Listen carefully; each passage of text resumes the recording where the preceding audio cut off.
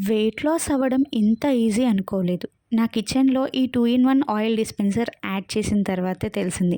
Daily oil కొంచెం కొంచెంగా తగ్గించినట్లయితే wait కూడా ఆటోమేటిక్‌గా కంట్రోల్‌లో ఉంటుందని నేను వెయిట్ లాస్ అయిన తర్వాతే తెలిసింది. జనరల్లీ ప్రాబ్లమ్ ఏంటంటే మాన్యువల్‌గా ఆయిల్ కంట్రోల్ చేయడం చాలా కష్టం. కానీ ఈ 2 ఇన్ 1 ఆయిల్ డిస్పెన్సర్‌తో ఈజీగా కంట్రోల్ అవుతుంది. దోస, చపాతీ, రోటీ, తవా మీద జస్ట్ చిన్న క్వాంటిటీతో స్ప్రెడ్ చేస్తే చాలు. అది ఈవెన్‌గా పర్ఫెక్ట్‌గా స్ప్రెడ్ అవుతుంది.